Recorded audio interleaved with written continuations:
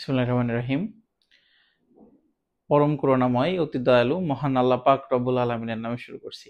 স্নেহের শিক্ষার্থীরা, তোমরা যারা আমার ক্লাসটি দেখছো তাদের সকলকে জানাচ্ছি শুভেচ্ছা এবং আমার সালাম। আসসালামু আলাইকুম রহমতুল্লাহ। ম্যাথ হেভেন ফ্যামিলি ইউটিউব চ্যানেলের পক্ষ থেকে তোমাদেরকে জানাই স্বাগতম। আজকে যে বিষয়টা নিয়ে আলোচনা করব সে বিষয়টা হচ্ছে একজন সবে ইন্টারমিডিয়েটে ওঠা স্টুডেন্টের কাছে অনেক নতুন। কারণ হচ্ছে এটা নিয়ে এসএসসি লেভেলে কখনোই আলোচনা করা হয়নি।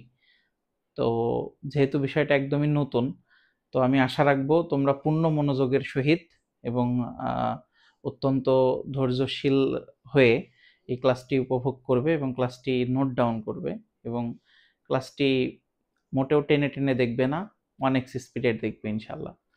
এতে করে এই বিষয়টার আদ্যপান্ত পরিপূর্ণরূপে জানার জন্য যে বেসিকটা প্রয়োজন হয় সেটা তোমরা একদম ক্লিয়ার হয়ে যাবে। বাকিটা অঙ্ক করার সময় এমনি বুঝে ফেলবে, কিন্তু বেসিকটা খুবই জরুরি। তো আমি সেই জটিল সংখ্যার লেকচারে চলে যাচ্ছি এবং তোমরাও খাতা কলম নিয়ে রেডি হয়ে যাও এবং ক্লাসটা সুন্দরভাবে নোট ডাউন করো। ওকে, তো চলো আমরা আলোচনায় যাই। তো জটিল সংখ্যা আলোচনা করা হয় উচ্চতর গণিত দ্বিতীয় পত্রের 3 নম্বর অধ্যায়। সেখানে আমরা দেখতে পাই জটিল সংখ্যা এবং এখান থেকে হামেশাই বোর্ডে কোশ্চেন আসে। তো এখান থেকে আমাদের প্রথমে একটু এর ইতিহাসটা সম্পর্কে একটু জানি ছোট্ট করে, মানে কেন এই চিন্তা ভাবনাটা মানুষের মাথায় আসে।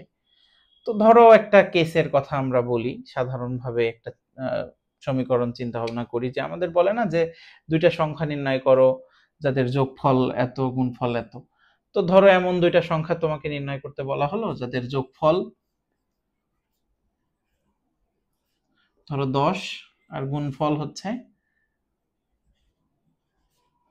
40। এখন এটা খুবই ইজি অঙ্ক, যেটা 6-7 এর বাচ্চারাও হামেশাই পেরে যাবে। এই ভেবে তুমি এটা মানে মনে হবে যে এটা কেন করাচ্ছে ভাইয়া। তো চলো আমরা যদি সলভ করতে চাই যে x plus Y is equal to 10, আমরা দুইটা সংখ্যা x আর y ধরে নিলাম, আর তাহলে x y is equal to 40। এখন তাহলে আমরা কি করব, এখানে হোল স্কোয়ার করে দিই, তাহলে এক্স প্লাস ওয়াই তার whole square is equal to 100। যেহেতু আমাদের এটা জানি, আমরা এক্স মাইনাস ওয়াই বের করার চেষ্টা করব। এখন তাহলে এ প্লাস বি হোল স্কোয়ারের সূত্র জানলে আমরা কি বলতে পারি, x minus y whole square plus 4xy is equal to তোমার হচ্ছে 100। এখন এক্স ওয়াই এর মান তুমি জানো 40, তাহলে এক্স মাইনাস ওয়াই তার whole square is equal to, আমি এখানেই লিখি যে 4 ইন্টু 40 মানে 160, তো ইজ ইকাল টু 100। তাহলে x minus y square is equal to minus 60। এখন এই যে এক্স মাইনাস ওয়াই এর মান যদি তুমি বের করতে যাও, তো মাইনাস রুট ওভার 160 মানে রুট ওভার মাইনাস 60 এরকম একটা ফিগার আসছে। তো এখন দেখো এটাতে যদি তুমি ক্যালকুলেটরের মধ্যে মারো যে কি রেজাল্ট আসবে এটা নির্ণয়ের জন্য, তো ক্যালকুলেটর তোমার দেখাবে সিনট্যাক্স এরর। হ্যাঁ, তো এটা এই সমস্যাগুলো কিন্তু সৃষ্টি হয় যখন মানুষ হচ্ছে তখন তো ক্যালকুলেটরের ওইভাবে প্রচলন না। তো ক্যালকুলেটর বিহীন যখন এটা তুমি চিন্তা ভাবনা করতে যাবা, তখন এটা কেমন লাগবে যে রুটের মধ্যে মাইনাস, এটা তো সলভ করাই পসিবল না। তো এরকম চিন্তা ভাবনা নিয়ে যখন মানুষ এই ধরনের ফিগারগুলো সম্পর্কে অনেক বিচলিত, তখন খুব বিখ্যাত একজন গণিতবিদ, তার নাম কার্ডানো, তিনি এটা নিয়ে আরেকটু বিস্তর গবেষণা করেন এবং গবেষণা করে একটা নতুন জগতের রূপরেখা দাঁড় করান। তো সেই জগৎটাই হচ্ছে আমাদের আজকের জটিল সংখ্যা। তো এই জটিল সংখ্যার জগৎটা সম্পর্কে আমরা একটুখানি জানবো। তো জানার আগে আমরা হচ্ছে মানে একটু বেসিক সংক্রান্ত কিছু ব্যাপার নিয়ে আমরা একটু আলোচনা করি। যে এখানে এই যে এই ধরনের ফিগার মানে রুটের মধ্যে -1, তো এইটাকে একটা কাল্পনিক জগৎ বা কল্পনার জগৎ হিসেবে আমরা হচ্ছে মানে কার্ডানো এটাকে দাঁড় করান। তো সেই কল্পনার জগতের যে একক সেটা হলো রুটের মধ্যে -1, এটাই নিয়ে আসা হয়।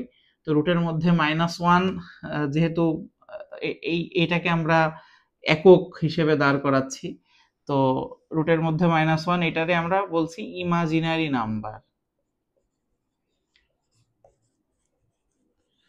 তো বারবার এই ইমাজিনারি নাম্বার এটা পড়তে গেলে এটা সময় লাগে এবং অধৈর্য হয়ে যাওয়ার একটা ব্যাপার স্যাপার থাকতে পারে, সেই জন্য এটাকে প্রকাশ করা হয় হচ্ছে রুটের মধ্যে -1, এই ফিগারটাকে প্রকাশ করা হয় কি দিয়ে?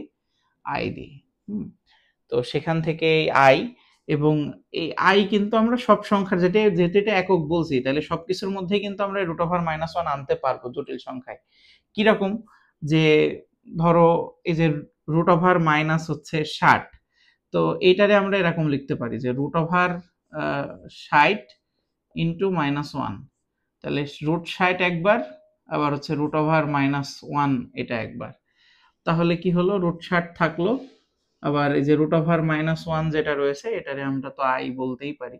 তাহলে এই যে √60 ইন্টু আই, মানে এটা আই আমরা মানে মাইনাস যদি রুটের মধ্যে থাকে সেখান থেকে আমরা আই কে সেপারেট জেনুইনলি করতে পারছি। ধরো এরকম আছে যে √9 এটাকে কি করবা তুমি? √9 দাও, আবার হচ্ছে √1 দাও, তাহলে √9 মানে 3 আর এটা মানে হচ্ছে আই। তো হয়ে গেল। এই যে আমরা আই এর ব্যবহার কিন্তু মোটামুটি শিখে ফেললাম। এখন এটা জাস্ট শুরু, এখানে আরো অনেক কিছুই আলোচনা হবে, একটু দেখতে হবে। নামটা মনে রাখবা, কার্ডানো। হ্যাঁ, তুমি এটা নাকে জটিল সংখ্যার জনকও বলতে পারো। আচ্ছা, তারপরে চলে আসি আমাদের এখানে যে বাস্তব সংখ্যা এবং জটিল সংখ্যার মেলবন্ধন নিয়ে আমরা একটু আলোচনা করি। যেহেতু ওখানে ইমাজিনারি নাম্বার বলছিলাম আমরা আই, তো ইমাজিনারি নাম্বারকে আমরা কিন্তু কাল্পনিক সংখ্যা বলি। হ্যাঁ, ইমাজিনারি নাম্বার মানে কাল্পনিক সংখ্যা। তার মানে কাল্পনিক সংখ্যা কোনগুলো? আই যুক্ত সংখ্যা হচ্ছে কাল্পনিক সংখ্যা। হ্যাঁ, ধরো এখানে আমরা বলি কাল্পনিক সংখ্যা, যেটাকে আমরা আই যুক্ত সংখ্যা বলছি। হ্যাঁ, যেমন 2i, 3i, 4i, -5i, what ever, যে কোনো একটা বাস্তব সংখ্যার সাথে তুমি যদি আই নিয়ে আসো তাহলে সেটা হয়ে যাবে যে কাল্পনিক সংখ্যা বা অবাস্তব সংখ্যা। কাল্পনিক সংখ্যা বা অবাস্তব সংখ্যা। আর বাস্তব সংখ্যা কোনগুলো আমরা তো জানি, যে বাস্তব সংখ্যা হচ্ছে জাস্ট যেটা আমরা মানে ছোটবেলা থেকে পড়ে আসছি, 1 2 3 4, দশমিকও হতে পারে, এগুলো সব বাস্তব সংখ্যা। মানে আই বিহীন সংখ্যা হচ্ছে বাস্তব সংখ্যা, আর আই যুক্ত সংখ্যা মানে হচ্ছে অবাস্তব সংখ্যা। তো এখন জটিল সংখ্যাটা তাহলে কোথায়? আই বিহীন সংখ্যা বাস্তব সংখ্যা, আই এম রিপিটিং এগেইন, আর আই যুক্ত সংখ্যা হচ্ছে কাল্পনিক সংখ্যা বা অবাস্তব সংখ্যা। আমি অবাস্তবটাও লিখে দিই, তোমরা নোট করার সময় লিখবা। তাহলে আই যুক্ত সংখ্যা মানে কাল্পনিক সংখ্যা বা অবাস্তব সংখ্যা, আই বিহীন সংখ্যা মানে হচ্ছে বাস্তব সংখ্যা। এখন এই দুইটা একসাথে যখন প্রেজেন্ট করা হয় প্লাস অথবা মাইনাসের মাধ্যমে, তখন সেটাকে বলা হয় জটিল সংখ্যা। তাহলে ধরো 1 + 2i, 3 - 4i, 5 - 6i, -2 + √3i, এই ধরনের যে ফিগারগুলো যেখানে একটা অংশ বাস্তব একটা অংশ অবাস্তব, মাঝখানে প্লাস অথবা মাইনাস, তো এই ধরনের সংখ্যাগুলোকে বলা হয় কি? জটিল সংখ্যা।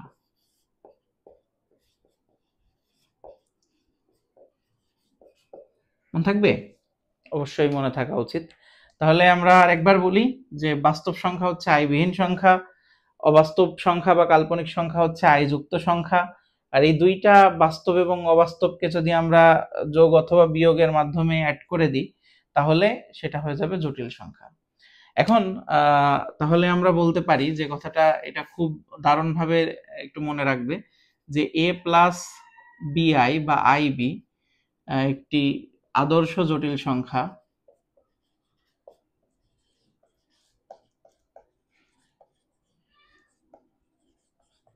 যেখানে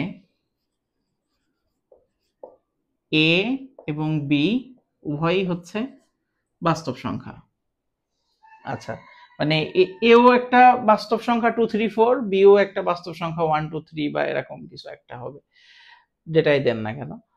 কিন্তু হ্যাঁ, মানে যদি এমন হয়, যদি এ এর মান কখনো 0 হয়, তার মানে এ এর মান যদি 0 হয়ে যায়, তাহলে থাকছে শুধু হচ্ছে আইবি, তার মানে এই টাইপের সংখ্যা, মানে 2i 3i 4i, মানে 0 প্লাস 2i মানে তো বেসিক্যালি 2i। তাহলে যদি কখনো এ সমান 0 হয়, সংখ্যাটি বাস্তব। তারপরে যদি এমন হয়, যদি বি সমান 0 হয়, তবে সংখ্যাটি অবাস্তব। মানে আই যুক্ত পদ যদি 0 হয়ে যায়, তার মানে 0 ইন্টু আই প্লাস 2, মানে 2 plus 0 into I, that means শুধুই 2। তার মানে আই এর সহগটা যদি 0 হয়, তাহলে সেটা হয়ে যাবে পুরাপুরি হচ্ছে, আচ্ছা আমি এখানে একটু ভুল লিখলাম মনে হচ্ছে, এ সমান সমান 0 হলে সংখ্যাটা হচ্ছে অবাস্তব, সরি। মানে দেখো আরেকবার বলি, এ সমান 0 মানে প্রথম অংশ 0, তার মানে হচ্ছে তোমার এগুলা যদি 0 হয়, তাহলে কি থাকছে, 0 প্লাস 2i, 0 প্লাস 3i বা 0 প্লাস 4i, যেটাই হোক না কেন তখন কিন্তু সেটা অবাস্তব হয়ে যাবে। আর যদি বি সমান 0 হয়, মানে বি সমান 0 হওয়া মানে সেকেন্ড অংশ যদি 0 হয়, তো সেকেন্ড অংশ 0 হলে সংখ্যাটা এরকম হচ্ছে যে 0 প্লাস, ওই যে যেটা বললাম যে ধরো 4 প্লাস 0 ইন্টু আই, তার মানে শুধু 4, 3 প্লাস 0 ইন্টু আই, তার মানে হচ্ছে 3, সেটা এরকম। তাহলে দ্বিতীয় অংশ 0 হলে সংখ্যাটা দাঁড়াবে কি, বাস্তব। এটা একটু মনে রাখবে, এমসিকিউ এর মধ্যে পড়ে, ঠিক আছে। তো এই ধারণার পর থেকে আমরা যেটা বলতে পারি, ছোটবেলায় শেখা, মানে আমাদের ছোটবেলায় যে 1 2 3 4 শিখে আসছি, সেটা আসলে শুধু 1 2 3 4 না। মানে 1 মানে আসলে কি, 1 মানে হচ্ছে 1 প্লাস 0 ইন্টু আই। এটা হচ্ছে মানে আসল যে, মানে অস্তিত্ব থেকে যদি ব্যাপারটাকে আমরা একদম ডিনোট করি, তাহলে ব্যাপারটা দেখতে হয় এরকম আর কি। 2 মানে তাহলে কি, 2 প্লাস 0 ইন্টু আই, মানে প্রতিটা সংখ্যাই আসলে জটিল সংখ্যা। যদি তার জটিল মানে যে অবাস্তব অংশের সহগটা শূন্য হয়ে যায়, তখন সেটা বাস্তব সংখ্যা হয়। তাহলে আমরা কিন্তু অবশ্যই বলবো যে real number is a subset of complex number, ঠিক আছে। এটার কমপ্লেক্স নাম্বার আমরা এরকম গাঢ় সি দিয়ে প্রকাশ করি, ঠিক আছে।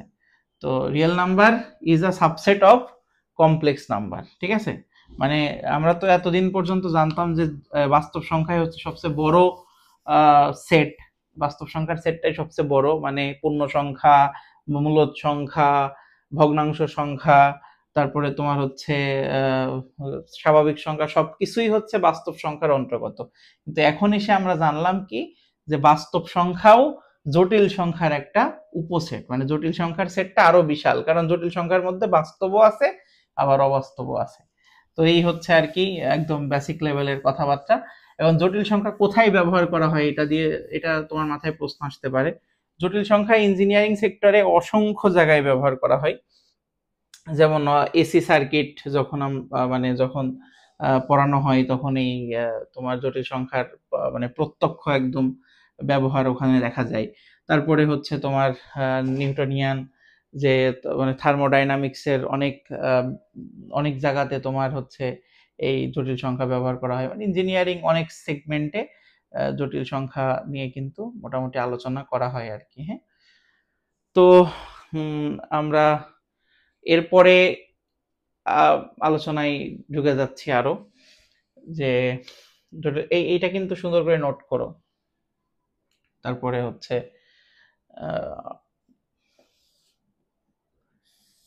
এটা জটিল সংখ্যা দ্বিমাত্রিক, বুঝলা? জটিল সংখ্যা কি কয় মাত্রিক? দ্বিমাত্রিক। এটা মনে রাখতে হবে। বাস্তব সংখ্যা একমাত্রিক, কিন্তু জটিল সংখ্যা দ্বিমাত্রিক। আচ্ছা, তো এই দ্বিমাত্রিকের যে মানে এটাকে যখন আমরা এই যে আমরা যখন বাস্তব সংখ্যা পড়াই, তখন যে স্থানাঙ্ক ব্যবস্থা, কার্তেশীয় স্থানাঙ্ক ব্যবস্থার মাধ্যমে সবকিছুকে বোঝাই বা পড়াই, কিন্তু এখানে আমরা এটারে কার্তেশীয় স্থানাঙ্ক টঙ্ক এসব কিছু আর বলবো না, এটারে বলবো আমরা আর্গা চিত্র। কি চিত্র? আর্গা চিত্র। জটিল সংখ্যার যে লেখচিত্র, সেই লেখচিত্রে আমরা আর্গা চিত্র বলে সাব্যস্ত করব। রবার্ট আর্গা নামের একজন গণিতবিদ, তিনি এটার ধারণা দেন। তো তার নামের মানে তার সম্মানার্থে এই যে জটিল সংখ্যার গ্রাফকে বা লেখচিত্রকে আর্গা চিত্র বলে আখ্যা দেয়া হয় আর কি।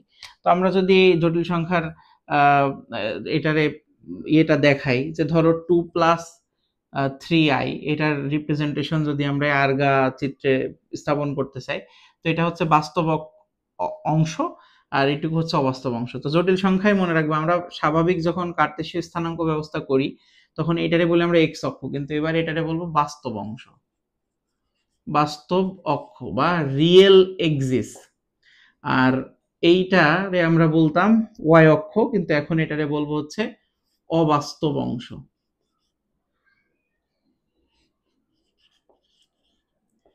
অক্ষ আর কি, অবাস্তব অক্ষ দিব। তো এটা হলো বাস্তব অক্ষ, এটা হচ্ছে অবাস্তব অক্ষ। এখন আমরা যখন 2+3i কে আমরা যখন হচ্ছে বের করার চেষ্টা করবো, এটা বসাবো এর বিন্দুটাকে, এর প্রতিরূপী বিন্দু, জটিল সংখ্যা ছক কাগজে একটা বিন্দু নির্দেশ করে, সেই বিন্দুটাকে ওই জটিল সংখ্যার প্রতিরূপী বিন্দু বলে। তো আমরা এখানে 2+3i যখন লিখবো 2, তাহলে বাস্তব অক্ষ বরাবর 2 ধরো এই পর্যন্ত আসলো, এখান থেকে 3i, তার মানে 3i যেহেতু i রয়েছে তার মানে এটা হচ্ছে অবাস্তব অক্ষের দিকে যাবে। i 3 যেহেতু পজিটিভ তার মানে উপরের দিকে, তাহলে এই যে ধরো এরকম। তো এই হচ্ছে সেই 2,3 যেটা হচ্ছে আমাদের এই জটিল সংখ্যার প্রতিরূপী বিন্দু। ঠিক আছে, তাহলে ছক কাগজে কোন একটা জটিল সংখ্যা কি নির্দেশ করে? বিন্দু নির্দেশ করে। ছক কাগজ বলতে আর্গা চিত্রে। তাহলে 4-5i যদি এরকম করতে চাই, তাহলে 4 পজিটিভ দিকে এবং -5 এটা নিচের দিকে, তার মানে এই বিন্দুটা হচ্ছে আমাদের সেই 4-5i এর যে বিন্দুটা প্রতিরূপী বিন্দু আর কি, 4-5। তো মোটামুটি কিন্তু আমরা চিত্র দেখে ফেললাম। আর একটা জিনিস মনে রাখতে হবে, এই যে আই হচ্ছে কিন্তু জটিল সংখ্যার যে একক, তো সেই একক নিয়ে আমরা আরেকটু বিস্তর আলোচনা করতে চাচ্ছি আর কি, যদি আয়ের ঘাতগুলো সম্পর্কে আর কি। এগুলো মুছে দিই।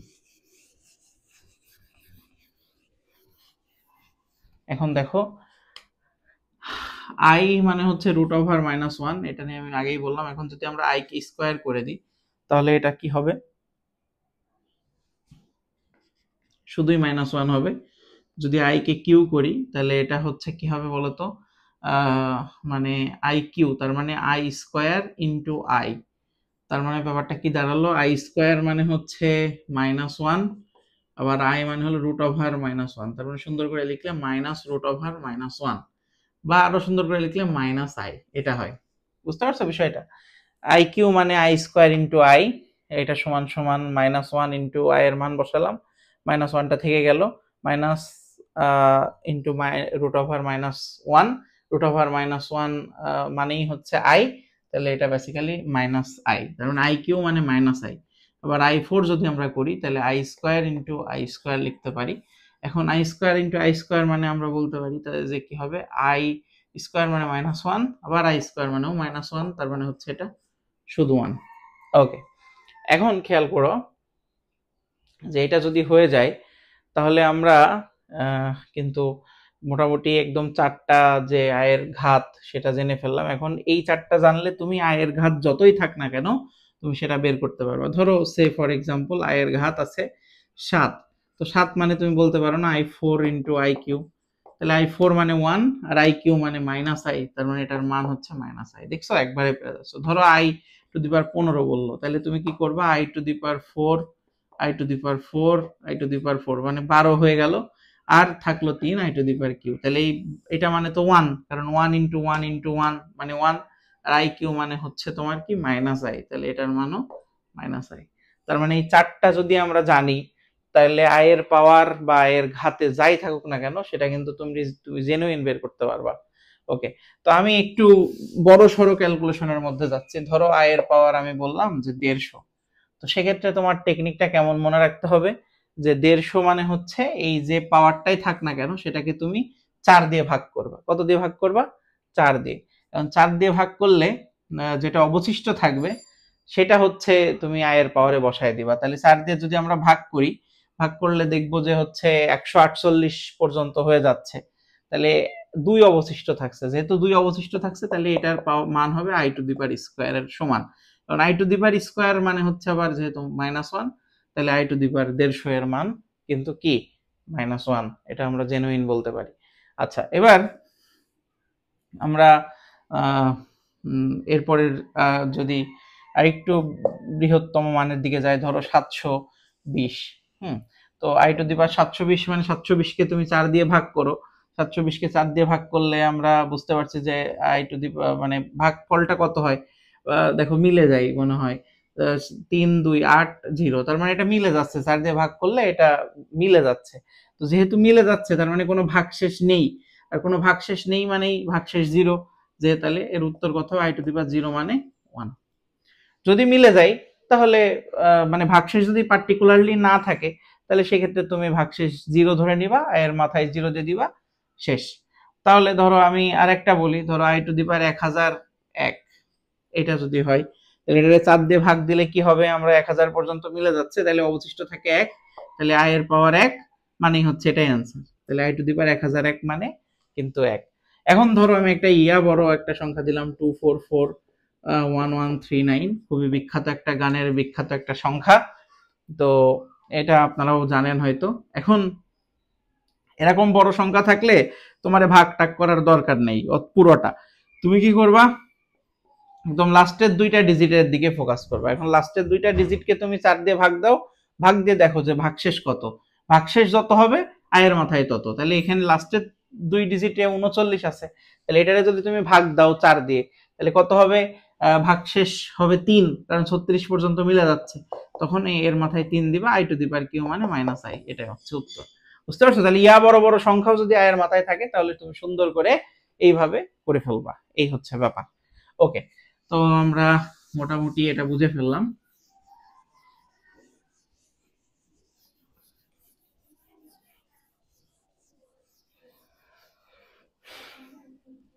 আচ্ছা, এবার চলে আসো আয়ের ধারা বা আয়ের সিরিজ বলা যায়। এটা কিরকম, যে ধরো এরকম আই এর ধারা, তো তোমাকে আমি যদি এরকম বলি যে i plus i square plus i q plus i 4, এটার মান বের করো, তো তুমি দেখ কিভাবে করবা। এটা বের করা খুবই ইজি। এটা বের করার টেকনিকটা আমি তোমারে বলি, যে ধরো আই মানে আই আমরা জানি, আই স্কোয়ার মানে -1, আই কিউ মানে হচ্ছে আই 4 মানে হচ্ছে 1, তাহলে এটা কাটা, এটা কাটা, তার মানে কি হলো বলতো, 0। আচ্ছা, 0 হয়ে গেল, ব্যাপার না, এটা 0 হতেই পারে যোগ বিয়োগ করে। এখন আমরা আরেকটা কেসে চলে যাচ্ছি, ধরো i টু দি পাওয়ার আমি বললাম যে কোনো নাম্বারতে শুরু 55 plus i to the power 56 plus i to the power 57 plus i to the power 58, এরকম যদি হয় তো সেক্ষেত্রে আমরা কিভাবে কি করতে পারি। এখন i টু দি পাওয়ার 55 মানে কি, 55 মানে এটাতে তো তোমার ভাঙা লাগবে, তাহলে ওই যে 4 দিয়ে ভাগ করবা, 4 দিয়ে ভাগ করলে দেখি আমরা হচ্ছে 4 13 52, তাহলে মাথার উপরে থাকে মানে অবশিষ্ট থাকে 3, তাহলে এটার উত্তর হবে i to the power q. তারপরে দেখো 4 14 56 মানে মিলে যাচ্ছে, মিলে গেলে i টু দি পাওয়ার 0। আবার ধরো 57 হইলে তাহলে 4 14 56 এক অবশিষ্ট থাকে, তাহলে i টু দি পাওয়ার 1 আর দিলাম না। এবার 58 যদি হয় তাহলে এটারও 4 দিয়ে ভাগ করো, তাহলে 4 14 56 মানে অবশিষ্ট থাকে 2, তাহলে i স্কোয়ার। এখন i কিউ মানে হচ্ছে i টু দি পাওয়ার 0 মানে whatever you you give at the basement of 0 power then the result will be 1। হ্যাঁ, এটা অবশ্যই হবে, কারণ কি something to the power 0 is equal to 1। হ্যাঁ, তবে হ্যাঁ সেটা 0 টু দি পাওয়ার 0 এর ক্ষেত্রে হবে না, শুধু এটা এক্সেপশন, এ বাদে যাই দাও না কেন সেটাই হচ্ছে তোমার 1 হয়ে যাবে। এবার এই যে i এর মান আমরা i রাখলাম, i স্কয়ার মান হচ্ছে -1। তো এবার দেখো এটা কাটা, এটা কাটা, তার মানে 0। তার মানে এখান থেকে কিন্তু আমরা একটা দারুণ একটা জিনিস আবিষ্কার করে ফেলছি, সেটা কি, যে আয়ের পাওয়ার যেখান থেকেই শুরু হোক না কেন, যদি সেটা পর পর 4টে ক্রমিক সংখ্যা হয়, আয়ের পূর্ণ সংখ্যা, পূর্ণ ক্রমিক সংখ্যা যদি হয় আয়ের পাওয়ার, এবং তাদেরকে যদি যোগ করা হয় তাহলে রেজাল্ট 0 হবে। এটা হচ্ছে একটা থিওরি। তো এখন এখান থেকে তুমি কি করতে পারো, ধরো আমি তোমাকে এরকম প্রশ্ন করছি i plus i square plus i to the power কিউ plus dot dot dot i to the power 70, এটার মান কত। তার মানে তোমার এখানে আয়ের পাওয়ার 70 পর্যন্ত কন্টিনিউয়াসলি এটা ধরো গেছে। এখন এটার মান বের করতে গেলে তোমার দেখতে হবে যে চারটা করে কতগুলা পদ আছে এর মধ্যে। তাহলে যেমন i টু দি পাওয়ার 4 পর্যন্ত 0, তারপর 5 6 7 8 এটা আবার 0, এরকম করে বের করা যায়। তো এত ডিটেলসে তোমার করার দরকার নেই, তুমি আরো সহজেই করতে পারবা। কিরকম, যে আমরা বুঝতে পারছি যে 70 এর আগে কোন সংখ্যায় যে আয়ের মানটা 0 হয়ে যাচ্ছে, যেমন 68, 4 7 68 যেহেতু, তাহলে আমরা বলতে পারি যে 68 পর্যন্ত যতগুলো পদ আছে সবগুলো সমষ্টি এরকম 0 0 0 0 করে দিলাম, দিয়ে কি থাকছে i টু দি পাওয়ার 69 আর i টু দি পাওয়ার 70। তাহলে i টু দি পাওয়ার 69 যদি হয় তাহলে i টু দি পাওয়ার 69 এটা তুমি 4 দিয়ে ভাগ করো, আবার অবশিষ্ট 1, তার মানে এর মান নাই। আবার হচ্ছে এইদিকে i টু দি পাওয়ার 70 মানে হচ্ছে 4 দিয়ে ভাগ করলে বেসিক্যালি কি হয় বলতো, যে অবশিষ্ট থাকছে 2, তাহলে i স্কয়ার, তার মানে হচ্ছে -1, তাহলে 1 মাইনাস মানে i মাইনাস 1, এটা হচ্ছে অ্যান্সার। যেই হোক না কেন, মানে যেটাই হোক না কেন, তোমার পরপর 4টা সংখ্যা যদি ক্রমিক হয় এবং তারা যদি i এর মাথার উপরে থাকে, তাহলে তোমার কিন্তু কি হবে বলতো, রেজাল্ট হচ্ছে মানে শূন্য হয়ে যাবে যোগ করলে, এই আর কি। এখন আমরা এরকম আরেকটা কেস যদি দেখি, ধরো i plus i square plus i q plus dot dot, একটু সিম্পলের মধ্যে লিখি, ধরো এরকম বলে দিলাম যে i টু দি পাওয়ার 125। তাহলে 125 পর্যন্ত পাওয়ার এখানে রয়েছে, পরপর এতগুলা পদ। তাহলে আমরা i 4 পর্যন্ত 0, 5 6 7 8 মিলে 0, এরকম করে করে 124। তুমি দেখো 125-এর আগে কোথায় কোন সংখ্যাটা 4 দ্বারা বিভাজ্য হয়, যেহেতু পরপর আছে, তাহলে ওই 124 পর্যন্ত এরা কি হয়ে যাবে বলতো, 0 হয়ে যাবে। 124 পর্যন্ত 0, তারপরে যে কি হলো i টু দি পাওয়ার 125 এটা থাকবে। তো 125 যদি থাকে, তো 125 মানে কি, i টু দি পাওয়ার 125 মানে 125 কে তুমি 4 দিয়ে ভাগ দাও, ভাগ দিলে অবশিষ্ট থাকবে 1, মানে i টু দি পাওয়ার 1 মানে i মানে √1 এই হচ্ছে আমাদের ব্যাপার। এরকম কিন্তু অনেক সময় আসতে পারে, এটা একটু জেনে রাখো। তো আশা করছি তোমরা এর ধারাটাও সম্পূর্ণরূপে বুঝে গেছো, এটা একটু সুন্দর করে তুলে নিও স্ক্রিনশট আকারে।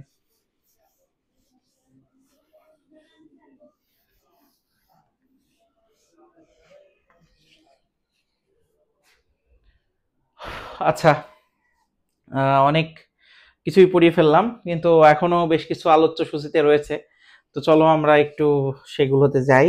এখন আমরা এই যে আই, হ্যাঁ, এটার অনুবন্ধী সংক্রান্ত একটা আলোচনা আমরা করব, যে একটি জটিল সংখ্যার প্রত্যেকটা জটিল সংখ্যার অনুবন্ধী জটিল সংখ্যা হয়। হ্যাঁ, কিরকম, ধরো হচ্ছে 2 + 3i এর অনুবন্ধী জটিল সংখ্যা, এর অনুবন্ধী শব্দটা হচ্ছে এই অনুবন্ধী, অনুবন্ধী এর ইংলিশ হচ্ছে কনজুগেট। তো অনুবন্ধী জটিল সংখ্যা, অনুবন্ধী জটিল সংখ্যা কি হবে এটা মনে রাখবা, যে বাস্তব এবং অবাস্তবের মাঝে যে চিহ্নটা থাকে, তার মানে অবাস্তব অংশের চিহ্নটাকে, বেসিক্যালি অবাস্তব অংশের যে সহগের চিহ্ন সেটাকে চেঞ্জ করতে হয়, প্লাস থাকলে মাইনাস, মাইনাস থাকলে প্লাস করলে যেটা আসবে সেটা হচ্ছে ওই মূল সংখ্যার অনুবন্ধী সংখ্যা, অনুবন্ধী জটিল সংখ্যা 2 + 3i, এই তো হয়ে গেল। এবার ধরো 4 + 4 - 5i যদি হয় এর অনুবন্ধী জটিল সংখ্যা, তাহলে কি হবে তখন 4 + 5i, কারণ এই যে এখানে কিন্তু মাইনাস আছে, এরকম আমরা ধরে নিলাম। আবার ধরো তাহলে -2 - 6i এরকম যদি হয়, তাহলে সেক্ষেত্রে কি হবে, -2, এই যে অবাস্তব অংশের চিহ্নটা চেঞ্জ হবে, তাহলে +6i এরকম। হ্যাঁ, এখানে অনেক সময় একটু বুদ্ধি টুদ্ধি খাটিয়ে কিরকম প্রশ্ন দিতে পারে, যে এরকম দেয় যে হচ্ছে তোমার আমি বলি যে এরকম দিতে পারে যে -6i + 2 এর অনুবন্ধী কি হয়। হ্যাঁ, তো এর অনুবন্ধী দিয়ে এটা দেখে অনেকে মাঝখানের চিহ্নটাকে পরিবর্তন করে ফেলে, এরকম বলবে যে -6i - 2 দিয়ে খুব খুশি যে হয়েছে, কিন্তু পরে দেখে যে ভুল। হ্যাঁ, কি হলো স্যার, ভুল খাতা দেখছে, এই ধরনের দোষারোপ করা যাবে না। আগে বুঝতে হবে যে এটা কিন্তু অবাস্তব অংশের চিহ্ন চেঞ্জ হয়, তাহলে অবাস্তব অংশের চিহ্ন যদি চেঞ্জ হয়, তাহলে মাইনাসের জায়গা এটা কি হয়ে যাবে বলতো, প্লাস হবে। আর ওইটাও প্লাসই থাকবে, ওটা চেঞ্জ না। তাহলে এটার যে আমাদের হচ্ছে মানে এই সংখ্যাটার অনুবন্ধী জটিল সংখ্যা হচ্ছে +6i + 2। তারপরে ধরো আমি আরেকটা বলি যে -2i - 4 এর অনুবন্ধী জটিল সংখ্যা কি হবে, এটা চেঞ্জ হবে। তাহলে 2i - 4, মানে বাস্তবেরটা কিন্তু চেঞ্জ হবে না, সবসময় চেঞ্জ হবে অবাস্তব অংশের সহগ। আচ্ছা, আবার শুধু যদি মানে পিওরলি ইমাজিনারি নাম্বার যেগুলো লাইক 4i, যদি আমি বলি 4i এর জটিল সংখ্যা -4i, -3i বা 6i এর জটিল সংখ্যা কি হবে, শুধুই 6i, এরকম। তো একদম পিওরলি ইমাজিনারি নাম্বারেরও জটিল মানে হচ্ছে অনুবন্ধী সংখ্যা হয়, এই আর কি। এটা লাগে অনেক সময় আমরা দেখবো অঙ্কের মধ্যে অসংখ্য জায়গায় এটা ইউজ করা হয়েছে। আবার ওই যে ম্যাট্রিক্স এবং নির্ণায়ক অধ্যায়ের ভিতরে যে হার্মিশিয়ান ম্যাট্রিক্স, তারপরে হচ্ছে স্কিউ হার্মিশিয়ান ম্যাট্রিক্স এবং তোমার হচ্ছে ইউনিটারি ম্যাট্রিক্স যেগুলো আছে ওগুলোর মধ্যেও এই জটিল সংখ্যার ব্যবহার, অনুবন্ধী জটিল সংখ্যার ব্যবহার এগুলা কিন্তু আছে। তো এটা একটু ভালো করে মাথার মধ্যে রাখো। আচ্ছা, এখনো আমাদের বেশ কিছু আলোচনা রয়েছে, সেটা একটুখানি বলবো। এখানে এমসিকিউ এর মধ্যে আসে আলোচনাটা যে পরস্পর অনুবন্ধী, কথাটা এভাবে তুলে নাও খাতায়, আমার কথাটা শোনা, আমি লিখছি না, যে পরস্পর অনুবন্ধী এরূপ দুটি জটিল সংখ্যার, কি বললাম, পরস্পর অনুবন্ধী এরূপ দুটি জটিল সংখ্যার যোগফল, বিয়োগফল, গুণফল আর ভাগফল কি হবে এটা আমরা দেখব। তাহলে পরস্পর অনুবন্ধী এরূপ দুটি জটিল সংখ্যার যোগফল কি হয়? ধরো আমরা বললাম যে 3 + 4i, এটার অনুবন্ধী হচ্ছে 3 - 4i। তো এটা যদি আমরা যোগ করতাম, যোগ করলে কি হতো? তাহলে 3 + 4i + 3 - 4i কেটে গেল, তাহলে কি হতো? 6। 6 মানে কিন্তু এটা পিওরলি বাস্তব সংখ্যা, কারণ এতে কোনো অবাস্তব অংশ নাই, মানে অবাস্তব অংশের সহগ 0 হয়ে গেছে, তাহলে এটা তখন কি? বাস্তব সংখ্যা। আচ্ছা, বিয়োগফল যদি করি, তাহলে বিয়োগফল যদি করা হয় তাহলে এখানে 3 + 4i, এখান থেকে বিয়োগ তুমি করে দাও, বিয়োগ করলে কি হবে বলতো? যে -3 + 4i, তাহলে তখন সেক্ষেত্রে ব্র্যাকেট না ইউজ করি খামাখা, তাহলে 3 3 কেটে গেল, তাহলে কি হলো? 4i মানে হচ্ছে এইটাই। তাহলে এটা কিন্তু কি হলো? পিওরলি ইমাজিনারি নাম্বার বা অবাস্তব সংখ্যা বা কাল্পনিক সংখ্যা, এটা বলতে পারি। এখন গুণ যদি করতাম আমরা, চলো গুণ করে দেখি কি হয়। 3 + 4i আর 3 - 4i, এটা যদি গুণ করতাম তাহলে দেখো গুণফলটা কি হতো? a + b - b, তাহলে 9 - 16i², মানে 3² - 4i², 3 এটা, তাহলে এখন 9 আর i² মানে -1, তাহলে -1 মানে হচ্ছে -1 হচ্ছে প্লাস, তাহলে 16 = 25। 25 কিন্তু দেখো একদম পিওরলি বাস্তব সংখ্যা, তাহলে এই ক্ষেত্রে আমরা কি বলতে পারি? এটা হলো বাস্তব সংখ্যা। আচ্ছা, এবার ভাগফলটা আমি আর এখানে করে দেখাচ্ছি না, ভাগফল পরবর্তী আলোচনায় করব আর কি। আজকের ক্লাসে যদি দেখাতে পারি তো ভালো, না হলে পরবর্তী কোনো একটা ক্লাসে আলোচনা করব। তো এটা মনে রাখবা যে ভাগফল হচ্ছে দুটি অনুবন্ধী জটিল সংখ্যার ভাগফল জটিল সংখ্যা। হ্যাঁ, এটা ভাগ করলেও কি আসবে রেজাল্ট? জটিল সংখ্যাই আসবে। তাহলে এটা মনে রাখো। আরেকবার বলছি, পরস্পর অনুবন্ধী এরূপ দুটি জটিল সংখ্যার যোগফল হচ্ছে বাস্তব সংখ্যা, বিয়োগফল হচ্ছে অবাস্তব সংখ্যা, গুণফল হচ্ছে বাস্তব সংখ্যা এবং ভাগফল হচ্ছে জটিল সংখ্যা। ওকে, তো এটা সুন্দর করে মনে রাখবা। আর একটা ব্যাপার, অনুবন্ধী নয় এমন দুটি জটিল সংখ্যার, অনুবন্ধী নয়, আমি কিন্তু বারবার বলছি, অনুবন্ধী নয় এমন দুটি জটিল সংখ্যার যোগফল, বিয়োগফল, গুণফল বা ভাগফল, অনুবন্ধী নয় এরূপ দুটি জটিল সংখ্যার যোগফল, বিয়োগফল, গুণফল, ভাগফল সবই কি? জটিল সংখ্যা। এটা মনে রাখতে হবে। কখন? যখন অনুবন্ধী নয়, মানে ধরো 2 + 3i আবার 4 - 5i, দুইটা র্যান্ডম জটিল সংখ্যা। তো দুইটা র্যান্ডম জটিল সংখ্যাকে যদি তুমি যোগ করো, বিয়োগ করো, গুণ করো, ভাগ করো, যাই করো না কেন, তুমি রেজাল্ট পাবে কি? জটিল সংখ্যা। তো এটা আমরা কিন্তু সুন্দর করে মনে রাখার চেষ্টা করব। আচ্ছা, এরপরে চলে আসো যে একটা জিনিস মনে রাখবা, এমসিকিউতে দেয় যে একটি জটিল সংখ্যার মূল অবশ্যই জটিল সংখ্যা, কথাটা লিখে নিও। জটিল সংখ্যার মূল কি? জটিল সংখ্যা। আবার কোন একটা জটিল সংখ্যাকে, ধরো a + bi কে আমি যদি পূর্ণ সংখ্যক পাওয়ারে সাব্যস্ত করি বা প্রকাশ করতে চাই যে a + bi হোল পাওয়ার 2, তাহলে যেটা পাবো সেটাও জটিল সংখ্যা। যদি হোল পাওয়ার 3 দিয়ে যে রেজাল্টটা আসবে সেটাও জটিল সংখ্যা, মানে যেটাই তুমি দাও না কেন সেটাও জটিল সংখ্যায় হবে। তাহলে লাস্টে কি বললাম? একটি আদর্শ জটিল সংখ্যার যোগফল, একটি আদর্শ জটিল সংখ্যার মূল অবশ্যই জটিল সংখ্যা। আবার জটিল সংখ্যার পাওয়ারে যদি কোনো পূর্ণ সংখ্যা দেয়া হয়, যে রেজাল্টেন্টটা পাওয়া যাবে সেটাও কি হবে, একটা জটিল সংখ্যা। এটা মনে রাখো। ওকে, তারপরে আমরা এই আলোচনাটাও মোটামুটি সেরে ফেললাম। তারপরে আর কি আলোচনা করা যায় আমি একটুখানি ভেবে তোমাদেরকে জানাচ্ছি। আচ্ছা, এখন এই যে জটিল সংখ্যার ভিতরে দুইটা আইটেম আছে, একটা হচ্ছে মডুলাস, একটা হচ্ছে আর্গুমেন্ট। ঠিক আছে, তো মডুলাস এবং আর্গুমেন্ট এটা নিয়ে আমরা একটুখানি বলবো। তো মডুলাসটা কি? মডুলাস হচ্ছে আমাদের জটিল সংখ্যার মডুলাস নির্ণয় যদি আমরা করতে চাই, ধরো 2 + 3i, এটার জটিল সংখ্যা, এটার মানে 2 + 3i, এটার মডুলাস যদি আমরা বের করতে চাই কি হবে তাহলে? মডুলাস মানে কি? মডুলাসের ফিল্ডটা, মডুলাসের বাংলা হচ্ছে, আমি লিখে দিই, মডুলাস এটার বাংলা হচ্ছে পরম মান। কি? পরম মান। তো মডুলাসের বাংলা যেহেতু পরম মান, তো আমরা এখানে বলবো যে 2 + 3i এর পরম মান কি হবে? এটারে প্রথমত হচ্ছে তুমি এই গ্রাফে বসাবা, মানে ওই আরগা চিত্রে বসাবা। তাহলে এর প্রতিরূপী বিন্দু কত? ধরো 2,3, আমরা এখানে দিলাম 2 আর 3, 2 3, এটা হচ্ছে প্রতিরূপী বিন্দু। এখন এই যে মূল বিন্দু থেকে এই প্রতিরূপী বিন্দুর যে দূরত্বটা, যে ম্যাথমেটিক্যাল যে ডিসটেন্স, সেই ডিসটেন্সটাই হচ্ছে জটিল সংখ্যার মডুলাস বা পরম মান।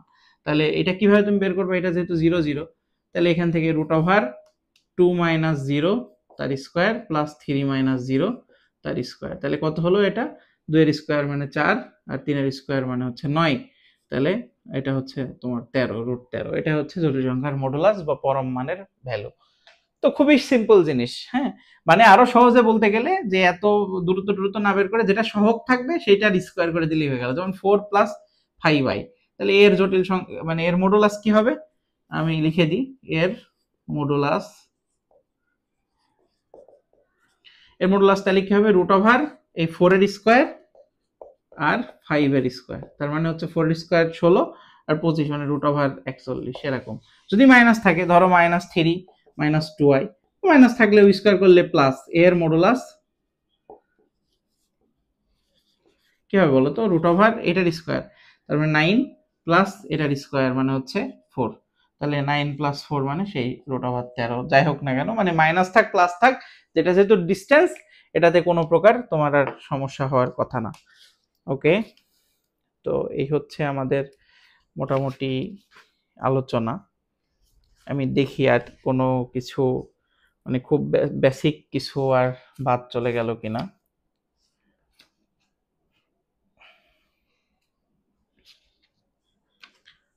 না, তো এতটুকুই। এখানে আর্গুমেন্টটা আমি আর এই ক্লাসের মধ্যে শেখাতে চাচ্ছি না। আর্গুমেন্ট আরেকটা লেকচার, যেটা বেশ বড় সড়ো আলোচনা। আমি আর আর্গুমেন্টটা এই ক্লাসের মধ্যে নিচ্ছি না।